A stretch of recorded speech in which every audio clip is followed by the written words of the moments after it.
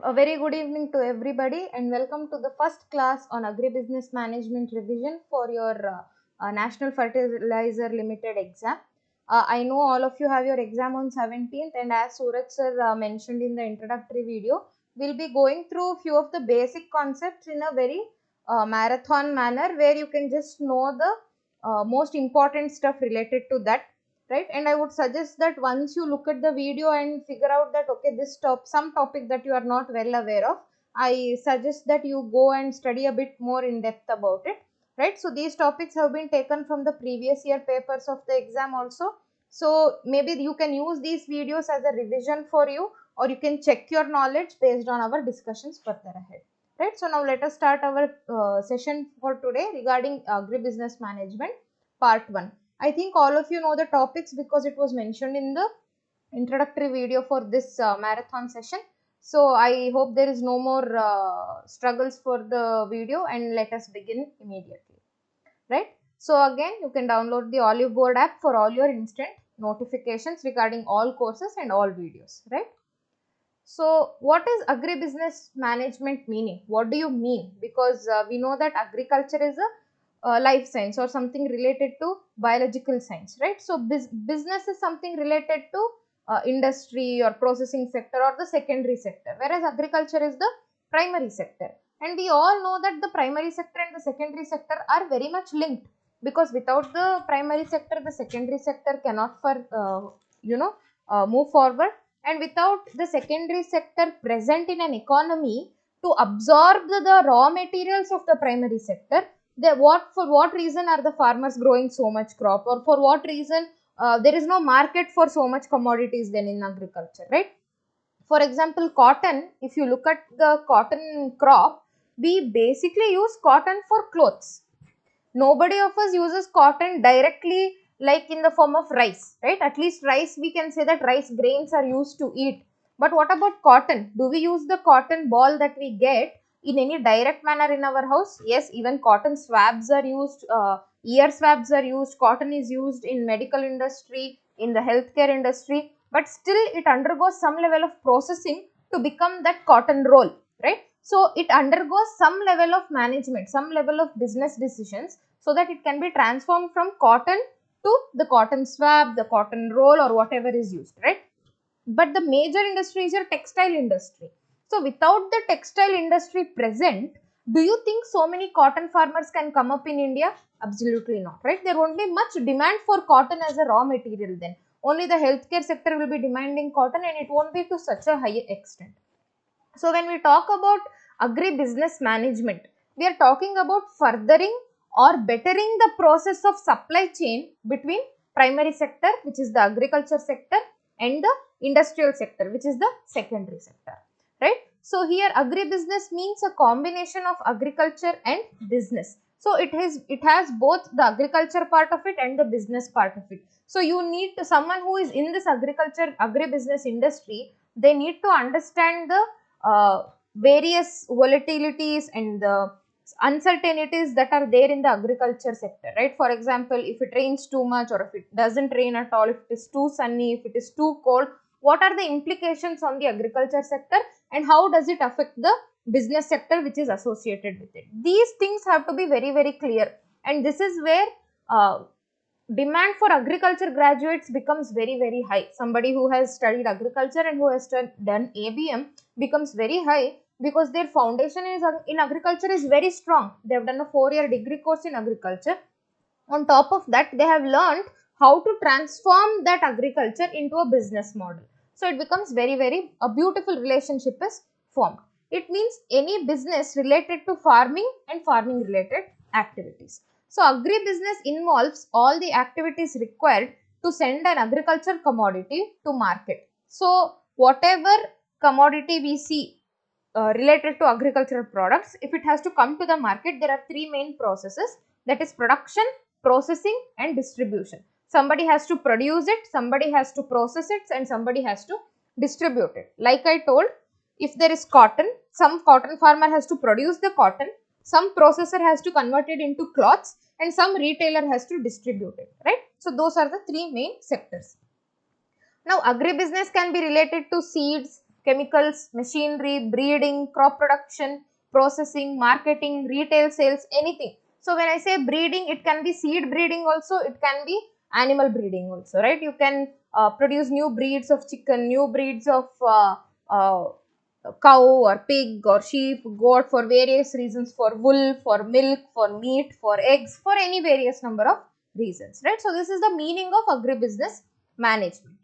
So what is the structure of agribusiness management? There are three sectors: input sector, production sector, processing and manufacturing sector.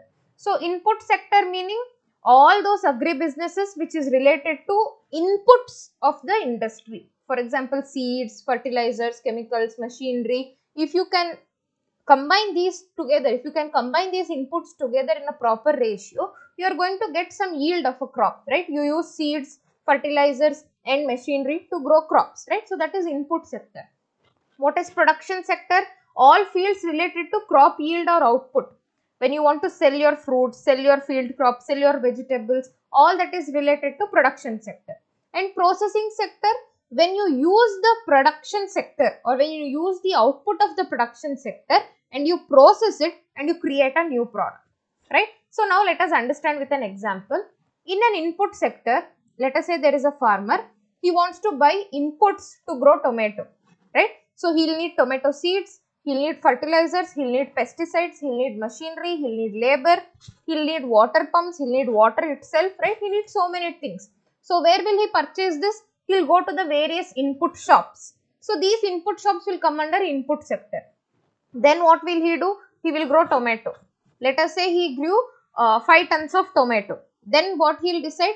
3 tons he will decide to sell tomato as it is in the market. So he will go to the nearest tomato market and he will sell the tomatoes as a vegetable as it is in the market for whatever price there is, right? So the remaining 2 tons what he will do? He will sell it to a processor who is manufacturing ketchup. So that 2 tons will go to the processor, and from that 2 tons, those tomatoes are processed in the processing sector into ketchup. So that is the processing sector. Now, these three are the major sectors in the agribusiness structure. So there are two words that I would like you people to understand, that is backward linkage and forward linkage. So when I say backward linkage, it means going back in the supply chain, right? So now let us say there is a ketchup factory formed in one village. If there is a ketchup factory formed, you will need tomato because tomato is the input for ketchup manufacturing. So then tomato demand will increase in that village. That is backward linkage. Clear? But already there is presence of tomato farmers. Setting up of a tomato factory there will become a forward linkage. Clear? Whenever you go back in a supply chain, it becomes a backward linkage. Whenever you come front or move forward in a supply chain, it becomes forward linkage, right? So as we all know, agribusiness generates lot of employment also. So now what is management? So we know what is agriculture, all of you are experts in it. Now what is management? So management is nothing but, I think there are many definitions that I have put there. You can go through the definitions, but I will just give you a gist of the meaning. So management is nothing but using all the available resources in a very efficient way to give you profits or to get some gain out of it, right? So I think in factors of production also the fourth one is organization or entrepreneurship. I think we went through that in our economics class, if you remember, for AFO. We did the factors of production: land, labor, capital and management. So management means nothing but using all the other available resources in a proportional way or in an efficient way so that you can get some profit out of it or you can get more profit out of it, right? So there are few concepts of management given. Let us go through them. So concept one is division of responsibility into finance, marketing, production and personnel. So in the beginning what they thought was management can be divided based on responsibility. Someone in the management has the responsibility of taking care of finance, someone has to do marketing. So that is the concept. But then came the concept 2 where there were 6 M's, that is money, market, materials, machinery, methods and manpower. So by using these 6 M's have to be combined in a very proportional way to give you the best management possible. Once these 6 M's are combined in a proper way, profit is guaranteed. That was the thought. Now what is concept 3? Concept 3 is nothing but they thought management was a process of industrial engineering management, institutional or organizational management, and behavioral management. So in very simple terms I will tell you, industrial engineering management means nothing but managing the production process, managing your factory where industrial engineering is happening, managing the production layout where production of various goods are happening, processing of various goods are happening, basically managing the production of the final commodity using the inputs, that production process, management of that. Now institutional or organizational management. So somebody has to manage the organization, where to set up the next factory, or which factory should be shut down, where to get the raw material from, whom should we get the raw material from, how much should we get, what is the stage, what is the marketing required, is our product in demand, or is it various decisions like that have to be taken on an organizational level. So that is organizational management. And what is behavioral management? It is nothing but managing the people who work in that company, right? So now we call them as HRs. So that we will do in the next slides. So that is behavioral management. Now concept 4 is the most recent one and it is the most followed. Okay.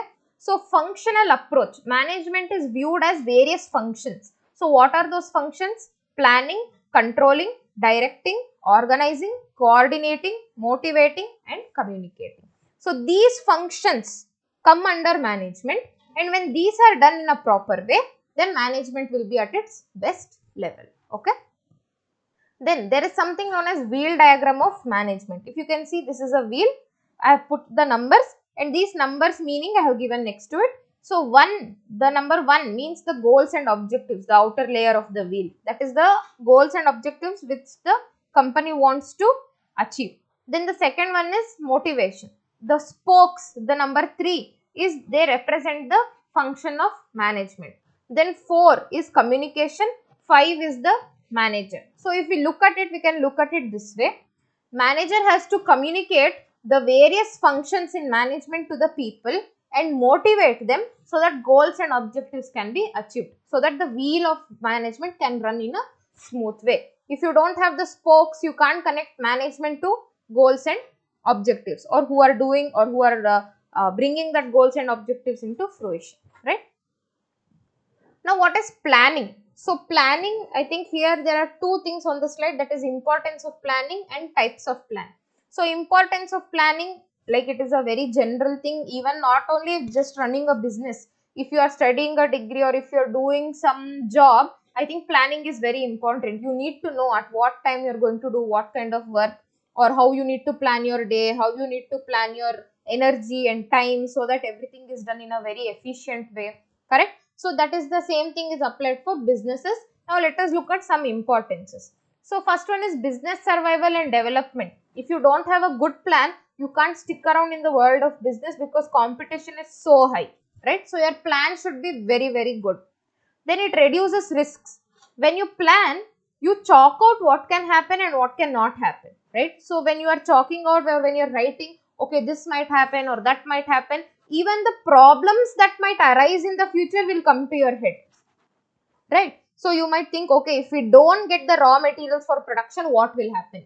That is a problem, not getting raw materials. Then that is a risk, right? Because if you don't get raw materials, no production, no output. That means you can't sell your products. You will be under shortage, but demand will be there. You will be under loss.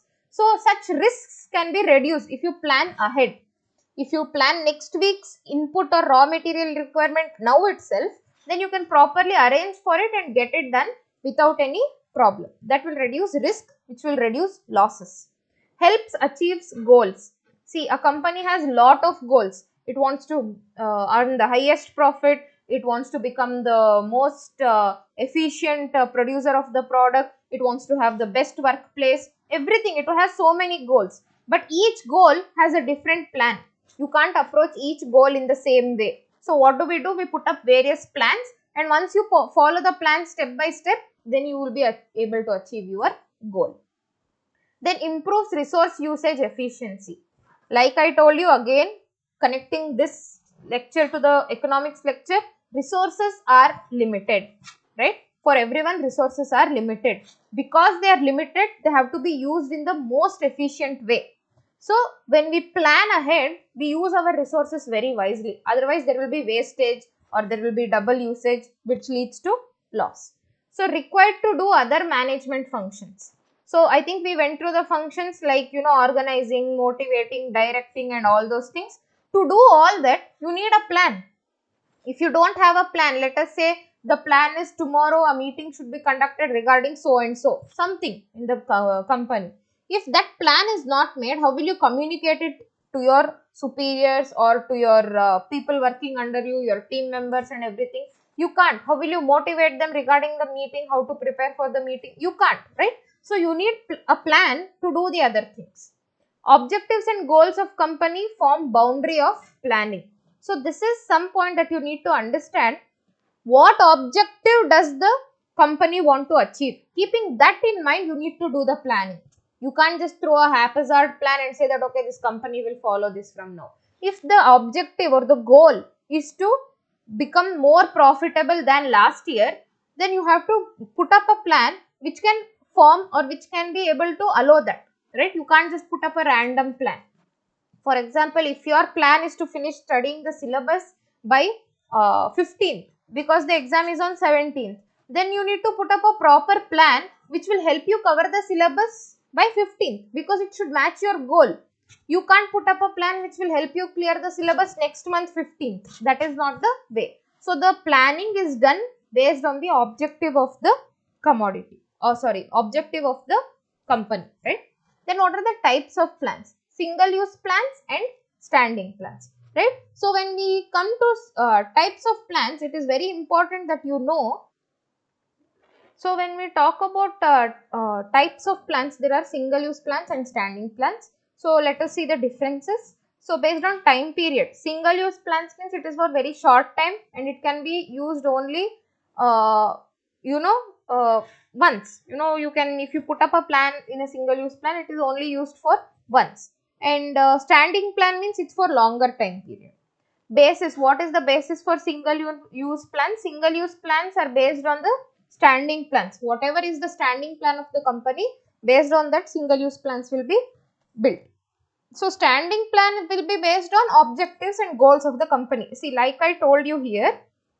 So what is the objective? Here planning is based on objective of the company, right? So standing plan is based on the objective. Single use plan is based on the standing plan. That should be clear. What is the scope? So when you use single use plans, because they are for a shorter time period, they can be used for daily activities. They plan the daily activities of the company. But the standing plan is for a very larger cost. It will plan the policy making. It will say how to run the company because it is based on the objective, right? So what are the types? Under single use plans, there is two types, budget and program. Under standing plan, there is rules, methods, strategies, policies, procedures and objectives. We will see little in depth about them also. What is the objective? So single use plans are designed to run successfully some particular activities. See, you put up a single use plan when one particular activity under a company should be successful. Let us say you are running some marketing campaign. If you want that to be successful, you will put up a single use plan irrespective to only that marketing campaign. You can't apply that single use plan towards the entire company, right? But standing plans objectives are, they are repeated to bring about informality in the decision. So what does that mean? The standing plan is such that it becomes a day-to-day life in the, it becomes something that the people follow without knowing. That is how the company will become. For example, standing plan can be like, you can compare it to brushing your teeth. Nobody has to tell to brush your teeth. It has become a very informal part of your life, right? So similarly, the standing plan should become an informal part of the employee's life. So that is the objective, right? So what is standing or repeated use plans? What are objectives? Objectives defined as the future goals which an organization wishes to fulfill. I think we are very well known. Policies. Policies may be defined as guides to think and act for those who have to make decisions in the course of accomplishment of objectives. See, if you have an objective, there should be some policies which should act like a guide. They act like a guide to achieve that policy. What is a procedure? Procedure is a step-by-step statement which tells you how to do some work, right? So the specific activities to be done, the time at which it needs to be done, the person who should do it, all these things have to be mentioned in the procedure. What are rules? Rules is a decision taken by the management telling what to do and what not to do, right? So this is a standing plan. So can you see how standing plan are very different from single use plan?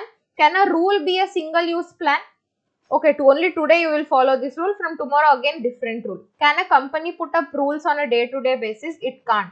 If it makes a rule, it is continuous and it is until that rule is for a long term, right?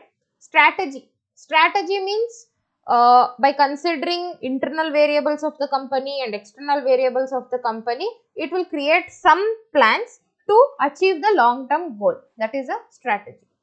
Now, what is single-use plan? There are two types, program and budget. So, under program is a combination of rules, procedures, policies which are needed to carry out a course of action. Okay. Budget, a budget is a financial statement of the company, right? Then what is organizing and staffing? So, meaning of organizing. So, organizing is nothing related to combining all the present, whatever resources are present in the company, combining all of them to achieve the goal. That is organizing. Steps in organizing. First, you need to identify what activities have to be done. Then you have to group those activities based on various categories. Then those categories should have a manager, and then there should be coordination under all levels. That is organizing. So, what is the purpose? Why do we need to organize, right? Can't we just do the work like that? We can't, because organizing, when you organize something, it creates a clear purpose. It creates a confusion-less atmosphere, right? For the people to work in. You know what I should do. I know who is my manager. I know who will give me work. I know who I should report to. What is my job description. Then it becomes, the confusion is less. When confusion is less, problems will be less, right? So, when problems are less, people can work more according to their potential and achieve whatever the goal of the company is, right? That is organizing. Now, coming to staffing, staffing is a very, I think, common thing. It is nothing but hiring people who are fit for the job roles required by the company, right? So, this is the HR function where people are hired to the company based on whatever requirement is there from the company's side. What is direction? Direction is nothing but to give motivation, to guide, to help people understand and grow in the job that they are doing, right? It is known as the heart of the body of management. Now, what are orders? Orders are nothing but they are the carriers of messages. I think this is important. Maybe you can, I will bold it, and sorry. Orders are carriers of messages, right? So, it comes from top down. Orders orders should always be given from the top authority to the people working under them. The orders can't go in the opposite direction. So, orders are unidirectional. Okay. What is motivation? Motivation is when a person wants to achieve something and that feeling is coming internally, from internal, his own feeling, then that is known as motivation.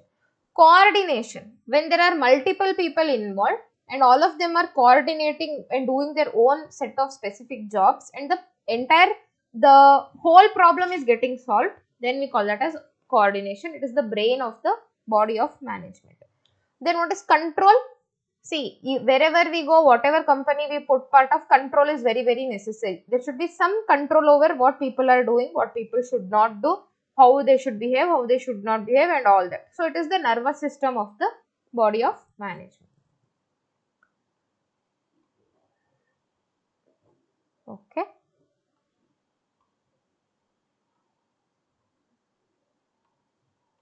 Coming to decision making process. So, there are few steps in the decision making process.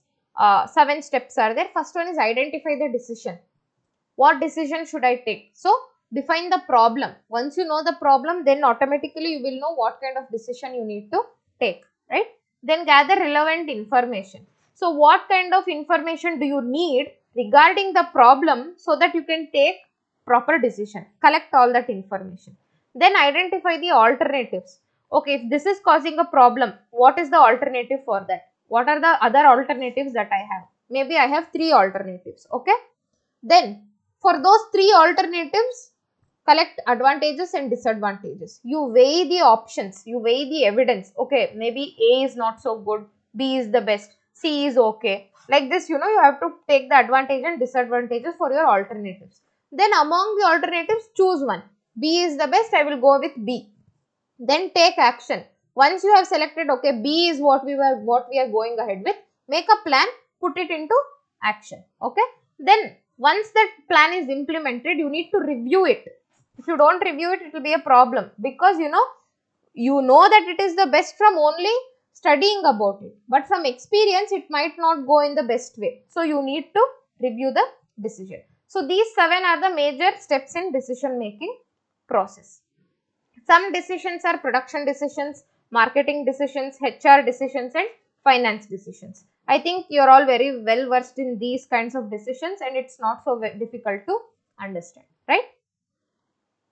Then what are the functions of human resource management, right? So there are 3 types of functions: managerial functions, operative functions and advisory functions. So managerial functions, 4 types: human resource planning, organizing, directing and controlling. So HR planning means number and type of people required to achieve the company goal is determined. You need to determine, okay, I need 100 employees, and from those 100 employees I need 20 engineers, 5 civil engineers, 5 economists, 10 agriculturists. You need to divide what kind of number I want. That is human resource planning. You are planning for the amount of human resource that you require.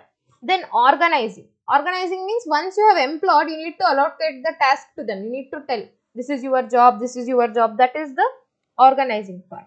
Then directing. Once the employees know what their job is, they have to know, okay, how should I do? Who is the one who is giving me guidelines? Who is my manager? What is allowed? What is not allowed? All that they have to take care. Then controlling. Controlling means, see, it is nothing but you have to evaluate the performance of the employee. If that is not done, then they won't work very hard, right? These are managerial functions. What are operative functions? You have to do recruitment and selection. See, human resource planning means you just planned that I need 100 people. But recruitment and selection is actually implementing that plan. Actually going out there and recruiting those 100 people is recruitment and selection. Then you have to do job analysis. You need to tell those people, this is the job we are looking for, we are offering, we require so and so qualifications, education, experience, all that is under job analysis. Performance appraisal. See, every employee dreams of a career growth and you need to know how to do performance appraisal based on what factors, how should I judge a person's work and all those things. Then training and development.